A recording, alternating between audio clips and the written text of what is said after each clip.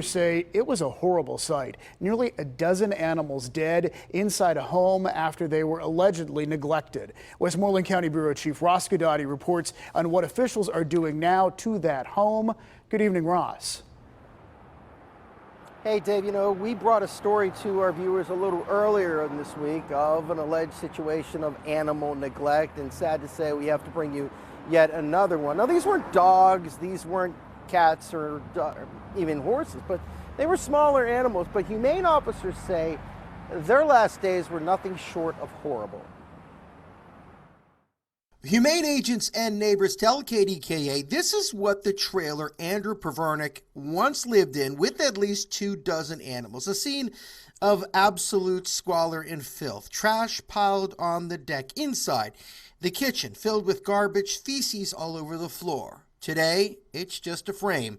The mobile home deemed unfit for human habitation. Man, was that piled up to the ceiling with boxes, and it really smelled. Margaret Roble lived next door to Pevarnik's trailer, a trailer that humane agents found 17 dead animals inside, the vast majority of them guinea pigs, left to starve to death. Horrible. Horrible. It was horrible. Neighbor Kelly White says Pevarnik would not let people in his trailer and lived a bit of a secretive life. You never seen him over there.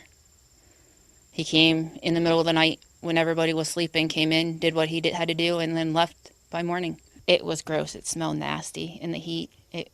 You can hear dogs, you can hear animals. According to officials and neighbors, in addition to the animals that died inside this trailer and the several cats that managed to escape it alive, there were some dogs. And one neighbor who did not want to go on camera told me at one time Pevarnik had a goat living inside of a van just outside the trailer. Some of the animals that escaped are being taken care of by neighbors. As for Andrew T. Pevarnik, humane officers say he faces more than a dozen felony counts of aggravated cruelty to animals. It really shocks me because I have a pet of my own. I wouldn't want to leave my pet in here for somebody not to feed it.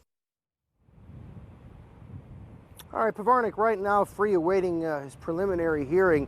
Now, it used to be when it came to animal cruelty and neglect charges, they were just level 3 misdemeanors, but the new laws on the books make felonies obviously something that could potentially mean significant fines as well as jail time.